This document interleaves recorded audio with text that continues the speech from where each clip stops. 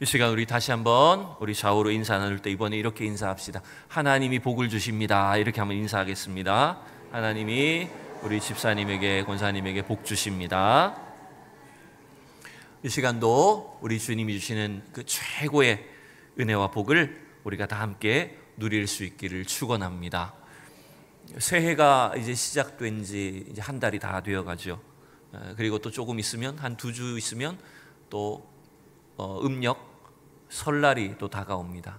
그래서 전에도 말씀드렸지만 우리가 늘 새로운 마음으로 또 새해를 시작할 수 있도록 하신 것이 어쩌면 하나님의 은혜가 아닌가라고 이렇게 생각을 합니다. 그래서 우리의 삶 속에, 우리 가정 속에 이 새해를 통해서도 하나님이 우리에게 주시는 그 최고의 복과 은혜들을 함께 누리는 우리 성도들이 될 수 있기를 축원합니다. 여러분 어떤 복을 받기를 원하십니까? 우리 어떤 기도의 제목을 가지고 한 해 동안 이제 기도하시는지 다양한 어떤 제목들이 있을 텐데, 건강의 복을 받아야 될 것이고 또 물질의 복도 필요하고 우리 삶 속에 우리 자녀들의 어떤 성공도 필요할 것입니다. 근데 여러분, 우리 성도들이, 하나님의 백성인 우리 성도들이 받아야 될 복은 이 세상에서 필요한 복들도 물론 중요하지만 그보다 더 중요한 것이 무엇일까요? 하나님이 저와 여러분에게 주시고자 하는 궁극적인 축복은 무엇일까요? 그것은 이 세상의 것들보다 사실은 영적인 복을, 영원한 복들을 우리에게 주신다라고 하는 것입니다. 물론 이 세상에 있는 것들도 다 하나님께서 주시는 은혜와 축복이라는 걸 우리는 믿습니다. 그러나 하나님께서 구원자 예수 그리스도를 통해서 우리에게 궁극적으로 주시고자 하는 복은 뭐냐면 영원한 하나님 나라에서 우리가 누려야 되는 복들이라는 것이죠. 주님 품 안에서 우리가 경험해야 될 그 영원한 축복들, 영적인 은혜들을 우리에게 주시고자 한다는 것입니다.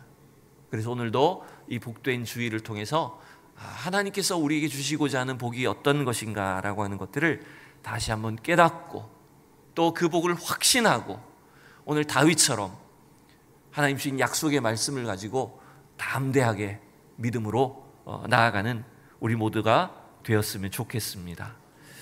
오늘 이 사무엘하 7장 말씀은 이 다윗에게 약속하신 그 영원한 복이 무엇인가라고 하는 것들을 기록한 말씀입니다.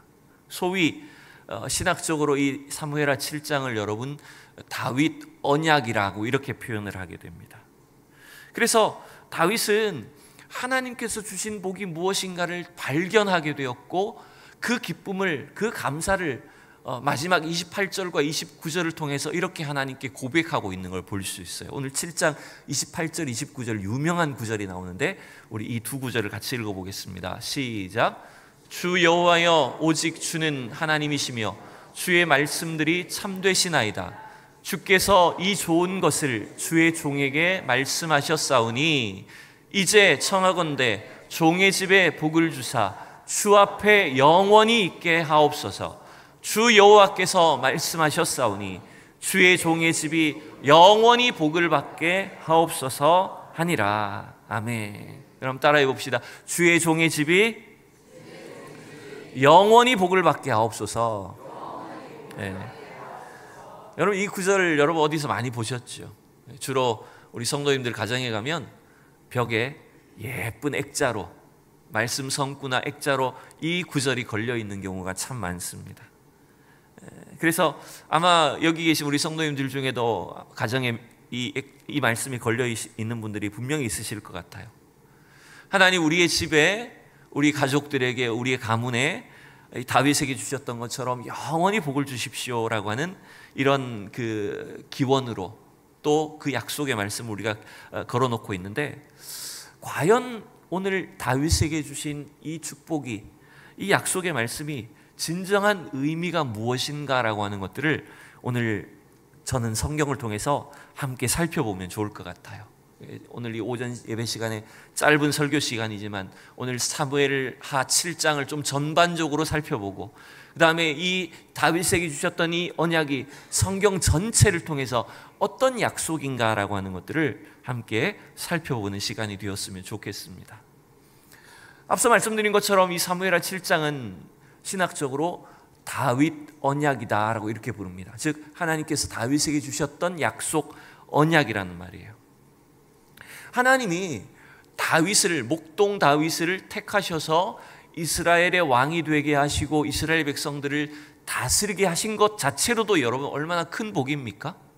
그런데 하나님이 그것을 언약이라고, 다윗에게 주시는 복을 언약이라고 표현하셨다는 것은 뭐냐면 그냥 단순히 다윗 생애에 누리는 축복만을 말하는 것이 아니라고 하는 걸 말하는 거예요. 이것은 뭐냐면 언약이라고 표현한다는 것은 결국 하나님께서 온 인류를 구원하시고자 하는 그 구원 계획 속에 다윗을 사용하시겠다라고 하는 거예요. 이게 다윗 언약의 특징이라는 것입니다. 여러분, 하나님은 인류를 창조하셨을 때부터 우리 인간을 구원할 계획을 갖고 계셨습니다. 그래서 아담과도 언약을 맺어주셨고요, 그 다음에 창세기 9장 쪽으로 넘어가면 노아 시대에 큰 홍수가 지나가고 나서 노아와 어떤 언약을 맺으셨어요? 하늘에 무지개를 보여주시면서 노아에게는 무지개 언약을 맺어주셨죠. 또 12장으로 넘어가면 아브라함을 갈대아 우르에서 불러내시면서 그 아브라함을 통해서 모든 민족을 구원하시고자 하는 구체적인 구원 계획을 약속해 주셨어요. 그걸 우리는 아브라함 언약이라고 부릅니다. 그래서 구약 성경은 계속해서 이 언약이 점점점 구체화되고 발전되어서 궁극적인 하나님의 구원 계획을 향해서 나아가고 있다라고 하는 것들을 보여주고 있어요. 다윗 언약도 결국 그 아담으로부터 시작되어서 아브라함 때에 구체적으로 약속된 그 말씀이 다윗에게 그대로 적용되는 말씀이라는 거 우리가 알 수가 있는 겁니다. 여러분, 그래서 여러분 다윗의 별명을 성경에서는 뭐라고 하지요? 다윗을 어떤 사람이라고 부릅니까? 하나님의 마음에 합한 자. 성경이 이제 번역돼서 요즘에는 하나님의 마음에 맞는 자, 이렇게 맞는 사람, 이렇게 이제 바뀌게 됐어요.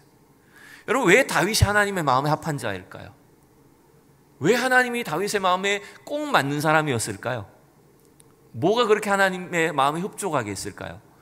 제가 이거 예전에 한번 연구를 해본 적이 있는데, 다윗이 하나님의 마음에 합한 사람이 된 이유는 그가 뭔가 대단한 업적을 남겼거나 큰 성과를 이루었기 때문이 아니라는 걸 저는 발견했어요. 굉장히 의외인데요, 그것은 뭐냐면 사실은 다윗은 그냥 하나님이 처음 그가 태어났을 때부터, 목동으로 있을 때부터 그냥 하나님의 마음에 맞는 사람이었어요. 여러분, 이상하죠? 그게 하나님의 언약입니다. 우리가 뭘 잘했고 못했고의 문제가 아니라 하나님은 그냥 다윗을 택해 주셨고 그를 처음부터 하나님, 얘는 내 마음에 꼭 맞는 사람이야 라고 그를 택해 주신 거예요. 그냥 사용하신 거예요. 여러분, 그게 사실 하나님의 은혜인 것 아닙니까? 그래서 여러분, 다윗은 놀랍게도 자기를 통해서 이루시는 그 하나님의 은혜를 깨달은 사람이었던 거예요. 자, 오늘 1절을, 오늘 본문의 배경이 되는 이 1절 말씀 함께 살펴보도록 하죠. 같이 읽어보겠습니다. 1절 시작. 여호와께서 주위의 모든 원수를 무찌르사 왕으로 궁에 평안히 살게 하신 때에, 이렇게 이제 시작을 하고 있습니다. 자, 이때는 다윗이 이제 사울로부터 모든 괴롭힘을 벗어나고 또 주변에 있는 이 적들을 다 물리친 뒤에 이제는 예루살렘 그 왕궁에서 평안히 사는 시기가 되었다라고 하는 걸 의미하죠. 그런데 여러분, 오늘 이 성경 기자는 1절을 다시 한 번만 띄워주시면 뭐라고 말합니까? 다윗이 적들을 무찌르고 다윗이 이 나라를 평안하게 했다고 말합니까? 아니죠. 여호와께서 주위의 모든 원수를 무찌르셨고 여호와께서 다윗 왕으로 궁에 평안히 살게 하셨다라고 이렇게 말합니다. 여러분, 이것은 뭘 말하냐면 이 모든 역사나 나라를 주관하시는 분이, 우리에게 생명을 주실 수도 있고 평안을 주실 수도 있는 분은 오직 여호와 하나님이란 사실은, 그 전능자 하나님이란 사실을 확신하고 있는, 그 신앙이 깔려 있는 거죠. 물론 다윗이 이걸 기록한 것은 아니지만 어쩌면 다윗도 이러한 신앙과 믿음으로 하나님을 바라보는 사람이었다라고 하는 걸 우리는 짐작할 수 있게 되는 거예요. 그래서 제가 아까 말씀드린 것처럼 다윗의 별명이 하나님의 마음에 맞는 사람이었던 거예요. 그가 뭔가 대단한 일을 한 게 아니라 그냥 하나님은 다윗에게 은혜를 베풀어 주셨던 거예요. 또 감사하게도 다윗은 그 하나님을 늘 인정하고 그 하나님 앞에 감사를 고백할 줄 아는 그런 사람이었다라는 겁니다. 여러분, 그래서 결국 다윗의 생애의 최고의 복은 뭘까요? 그가 왕이 된 것이 복이 아닙니다. 이스라엘의 최고 통치자가 된 것이 복이 아니에요. 그가 진짜 복을 받은 것은 뭐냐면 그 창조자 하나님, 전능자 하나님이 다윗과 함께 하셨고 그에게 평안으로 인도해 주셨다라는 거예요. 이게 다윗이 누렸던 최고의 복이라는 거죠. 자, 이 은혜를 아는 사람이었기 때문에 다윗은 이제 뭘 기도할까요? 오늘 2절 3절을 보면 다윗이 이걸 기도한다는 걸 알 수 있어요. 나는 백향목궁에 사는데 여전히 여호와의 궤는, 법궤는 어디 있다고요? 휘장 가운데 텐트로 있다는 거예요. 그래서 다윗이 소망하는 게 뭡니까? 나단 선지자에게 어떤 계획을 갖고 있다고 기도 제목을 말합니까? 뭘 하고 싶다는 거예요? 성전을 건축하고 싶다는 거죠. 왕궁처럼 백향목 나무와 또 돌과 벽돌로 지은 이 왕궁처럼 하나님의 집을, 성전을 건축하고 싶다라고 하는 것이 이 다윗의 마음이었던 거예요. 기도 제목이었던 겁니다. 여러분, 나단 선지자도 얼마나 여러분 그게 좋은 말입니까? 다윗의 의견에 적극 찬성을 하면서 왕이 원하는 대로 하라고 지지를 해줍니다. 자, 여러분, 제가 이렇게 우리가 신앙생활을 해보면 대체로 믿음 좋은 성도들의 특징이 뭔지 압니까? 다윗처럼 이 믿음이 좋은 성도들의 특징은 이런 기도를 꼭 하는 거예요. 이런 생각을 하는 거예요. 다윗처럼 성전 건축을 해야 될 텐데 이런 생각을 해요. 네. 대부분 목사님들도 늘 마음 한구석에 고민하는 게 뭔지 압니까? 어떻게 하면 예배당을 다시 예쁘게 건축을 할까? 리모델링을 해볼까? 우리 교회 엘리베이터가 없는데 엘리베이터를 놔야 되는데 어떻게 해야 될까? 이런 고민을 하는 거죠. 다윗도 이걸 당연하게 자연스럽게 하나님의 이 성전을 건축하고 싶다는 그 열망이 있었다라는 거예요. 근데 여러분, 놀랍게도 하나님 어떻게 응답하시죠? 다윗의 기도의 제목에, 다윗의 그 기특한 소원에 대해서 하나님 어떻게 응답하십니까? 4절 이하에 뭐라고 하실까요? 하나님이 5절을 보죠. 5절을 보면 이렇게 돼 있어. 가서 내 종 다윗에게 말하기를 여호와께서 이와 같이 말씀하시되 네가 나를 위하여 내가 살 집을 건축하겠느냐라고 이렇게 물으십니다. 이건 뭐냐면 그 기도에 어떻게 하신다는 겁니까? 단호하게 거절하신 거예요. 여러분, 이것도 사실은 은혜예요. 우리가 기도했는데 하나님이 즉각적으로 아니라고 대답해 주시는 것도 은혜입니다. 여러분, 믿습니까? 여러분, 근데 이게 사람의 눈으로 봤을 때는 참 기특한 생각이잖아요. 아니, 자기보다 하나님의 그 성전을 짓고 싶어하고 하나님의 교회를 더 먼저 생각하는 게 얼마나 여러분 아름다운 믿음이고 기특한 생각입니까? 그런데 여러분, 우리가 생각했을 때 우리가 좋은 믿음과 좋은 마음으로 하나님이 보시기에 기특해 보이는 일처럼 생각되지만 여러분, 그건 사실은 하나님의 뜻과 계획이 다를 수도 있다는 것도 여러분 생각을 해야 된다는 것입니다. 하나님 다윗에게 네가 나를 위해서 집을 짓겠다고? 아니야 라고 거절하시는 거예요. 그러면서 이렇게 말씀하시죠. 내가 지금까지 집에 거한 적이 있냐? 애굽에서 지금 나와서 이스라엘 백성들 지금까지 사는 동안 나는 어디 거했다는 거예요? 집에 있지 않고 성막과 장막 안에서 다녔다. 여러분, 집과 성막은 어떤 차이가 있습니까? 집은 고정된 장소예요, 그죠? 하나님은 이 성막과 천막을 다니셨다는 것은 뭘 의미하는지 압니까? 하나님은 이스라엘 백성들과 늘 함께 하셨다는 걸 말하는 거예요. 사실은 여러분, 하나님은 집이 필요 없으신 분이시죠. 하나님 늘 이스라엘 백성들 가운데 있기를 원하시는 분이시죠. 근데 인간의 마음으로 봤을 때는 자기는 지금 잘 지은 왕궁에 살고 하나님은 여전히 텐트에 천막에 계시니까 그게 뭔가 불편하게 느껴졌다라고 하는 거예요. 여러분, 여기서 이제 중요한 포인트가 있어요. 다윗은 뭘 생각하고 있습니까? 다윗은 자기 손으로 뭔가 멋진 집을, 건물을 지어드리고 싶었던 거예요. 그 건물로서의 성전을 생각하고 있는 거예요. 그래서 집이라고 표현했죠. 근데 하나님은 그런 사람의 손으로 지은 집이 필요하지 않다라고 말씀하시는 거예요. 여러분, 하나님은 뭘 원하시냐면 사람의 손으로 짓지 않은 집, 그 집은 어떤 집일까요? 하나님이 지으신 집을 세우시겠다고 말씀하시는 거예요. 결국 집의 개념이 다른 겁니다.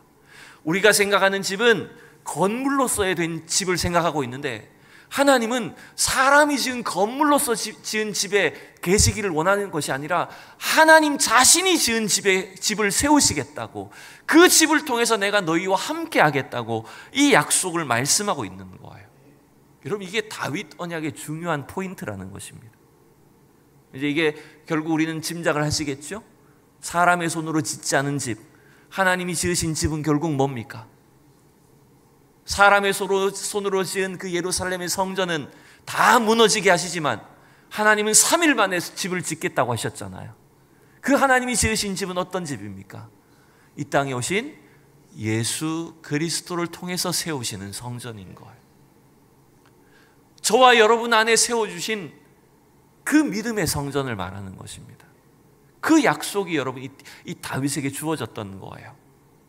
자, 좀 더 이제 구체적으로 이 다윗 언약의 내용을 좀 살펴볼게요. 제가 이걸 한번 그냥 본문이 너무 길어서 8절에 16절 내용을 한번 조금 간단하게 정리를 해봤습니다. 자막을 보시면 8절 9절은 이런 약속이 있는 거예요. 하나님이 내 이름을 위대하게 만들어주겠다. 내가 너를 이스라엘의 왕으로 세워주었지만 더 나아가서 내 이름을 위대하게 만들어주겠다. 10절 11절은 내 백성 이스라엘을 평안하게 만들어줄 것이고, 또 네가 나를 위해서 집을 짓는 게 아니라 누가 짓겠다고요? 내가 너를 위해서 집을 지을 거야 라고 말씀해 주시는 거예요. 하나님의 응답은 반대입니다. 우리가 하나님의 집을 짓는다고 기도했는데 하나님은 그게 아니야, 내가 너희들을 위해서 집을 지어줄 거야 이렇게 말씀하셨어요. 12절 13절은 내 몸에서 낳은 자식과 그의 나라를 내가 견고하게 세워줄 것이다. 그러나 네 아들이 내 집을 짓게 될 것이고 그의 왕위를 견고하게 할 거다. 일단 허락을 해주시긴 하셔요. 자, 이런 내용으로 다윗 언약이 주어져 있다라고 하는 걸 여러분 알 수가 있는 겁니다. 여러분, 집에 대한 이야기가 어디로 이어지고 있을까요? 집에 대한 이야기는 후손과 또 그 아들들의 왕위와 그 자녀들을 통해서, 그 왕을 통해서 세워질 나라에 대한 개념으로 하나님께서 지금 말씀하고 있는 걸 여러분 볼 수가 있습니다. 자, 약간만 비교를 해본다면 여러분 생각해 보세요. 인간 편에, 다윗 편에서 생각하는 복은 사실은 자기가 왕이 되는 것, 하나님을 위해서 건물로 성전을 짓는 것, 그 다음에 그의 자녀가, 그 아들 솔로몬이 평안하게 왕위를 이어가는 것만 해도 엄청난 복을 받는 겁니다. 그죠? 근데 여러분, 그 복들은, 다윗이 원하는 것들은 여러분 유한한 것입니까? 영원한 것입니까? 일시적인 겁니까? 영속적인 것입니까? 그렇죠. 이건 일시적인 것들일 뿐이라는 거예요. 그것만 해도 사실 엄청난 복입니다. 여러분, 목동이 왕이 된 건 얼마나 큰 복입니까? 그리고 그에게 평안을 주시고 그의 왕위를 자손들에게 이어가게 하시고 그 나라를 하나님께서 위대하게 지켜주시겠다, 세워주시겠다, 그것만 해도 엄청난 복인 거예요.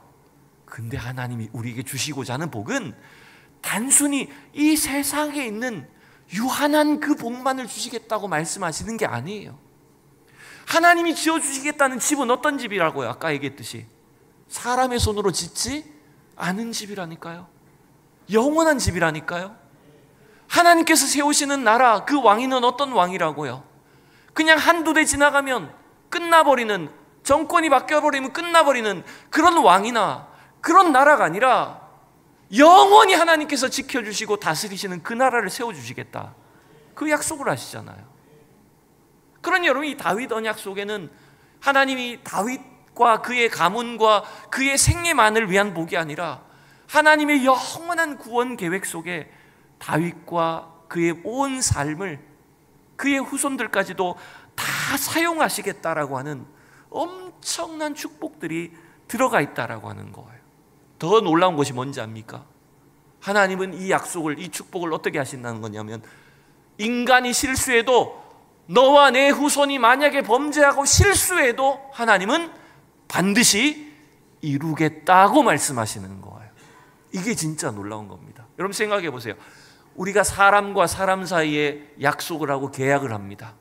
사업을 하던 집을 전세를 하건 매매를 하건 계약서를 쓰지 않습니까? 약속을 주고받지 않습니까? 그런데 사람과 사람 사이 약속은 어떻게 됩니까? 만약 한쪽에서 그 약속을 깨버리면, 지키지 않으면 어떻게 되죠? 그 계약은 어떻게 돼요? 파기됩니다. 무효가 됩니다. 그 귀책 사유에 의해서, 잘못을 한 사람에 의해서 그 약속은 얼마든지 파기가 되어버립니다. 근데 하나님께서 저와 여러분에게 주신 이 구원의 약속은 어떻습니까? 우리가 자꾸 실수하고 하나님의 약속을 믿지 못해서 엉뚱한 짓을 하고 계약서대로 하지 않음에도 불구하고 하나님은 우리에게 대한 구원의 약속을 어떻게 하신다고요? 끝까지 이루시겠다는 거예요, 여러분. 그래서 하나님과 우리 인간 사이의 약속을 그냥 약속이라고 하지 않고 계약이라는 단어를 넘어서 뭐라고 표현한다고요? 언약이라고 표현한다는 겁니다. 하나님이 반드시 이루신다라고 하는 그 약속이 오늘 이 다윗에게도 명확하게 주어져 있다라고 하는 거예요. 여러분, 결국 이 다윗 언약의 이 내용은 전부 다 그 다윗의 후손으로 이 땅에 오신 메시아 예수 그리스도를 통해서 이루어질, 성취될 약속들을 보여주시는 거였어요. 이 땅에 오신 예수님은 건물로 된 성전을 원하지 않으셨어요. 자기 몸으로 세우는 하나님의 성전이 되시기 위해서 이 땅에 오셨어요. 그 예수님이 다스리시는 영원한 나라를 우리에게 주시기 위해서 이 땅에 오셨다는 거예요. 자, 그런데 여러분, 이 다윗 언약이 이루어지는 것이 이제 마태복음 신약으로 넘어가면 나오는데, 마태복음 1장을 여러분 가만히 보시죠. 마태복음 1장을 한번 보십시다. 1절이 이제 어떻게 시작합니까? 아브라함과 다윗의 자손 예수 그리스도의 계보라. 그 다윗에게 주어졌던 그 구원의 언약이 이제 중간에 누구를 통해서? 다윗을 통과했고 결국에는 예수 그리스도를 통해서 성취가 되었다는 것이죠. 자, 그런데 그 예수 그리스도를 통한 하나님의 구원 계획이 성취되는 과정 속에 이제 다윗의 조상들로부터 쭉 계보가, 족보가 기록되어 있는데, 그 족보 속에 여러분 이제는 좀 우리가 잘 알듯이 여인들의 이름이 들어간 걸 우리가 보게 됩니다. 3절에는 다말이 들어갔고요, 그 다음에 4절, 5절, 6절을 보면 라합, 룻, 우리아의 아내, 이렇게 4명의 여인들이 이름이 들어갑니다. 유일하게는 아니죠. 4명의 이름, 원래는 여러분 족보에는 남자들의 이름만 들어가게 될 텐데 여성의 이름이 이 4명이 들어가게 된 거예요. 그런데 여러분 가만히 보십시오. 이 4명의 여인들은 과연 예수님의 족보에 어울릴 만한 사람들입니까? 어떤 사람들이죠? 유다의 며느리 다말은 어떻게 했어요? 자기 시아버지와 부적절한 관계에서 아들을 낳았어요. 또 라합은요, 여리고의 기생 출신이었고, 룻은 자기 시어머니를 따라서 들어온 외국인이었고 이방 여인이었고, 우리아의 아내는 누굽니까? 밧세바잖아요. 그 우리아의 아내는 어떻게 했습니까? 솔로몬과 사이에 불륜을 저질렀던 여인 아닙니까?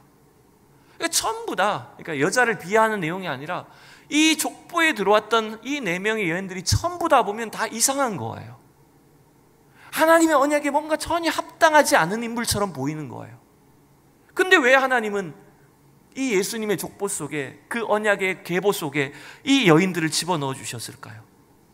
여러분, 그것은 뭐냐면 우리 이렇게 어리석은 인간의 행동과 우리의 실수조차도 하나님은 하나님의 구원의 언약으로 바꾸어 주신다는 거예요.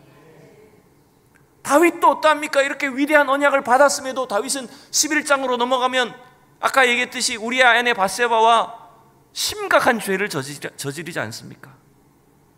하나님의 언약을 과연 받은 사람이 맞는가 싶을 만큼 엉뚱한 죄를 저지르지 않습니까?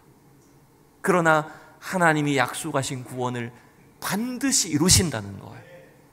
여러분, 결국 구원은 저와 여러분의 노력이라기보다는 하나님의 신실하심의 결과인 것입니다. 하나님의 열심과 사랑으로 우리에게 주어진다라고 하는 거예요.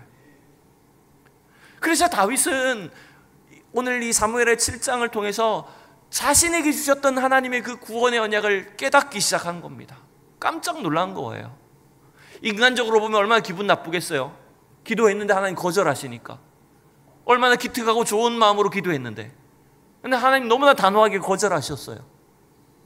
근데 그 하나님의 말씀을 가만히 듣고 보니까 자기가 기도한 것보다 몇 배도 아니죠. 이건 아예 비교가 안 되는 엄청난 하나님의 계획과 축복을 주시겠다고 말씀하신 거예요.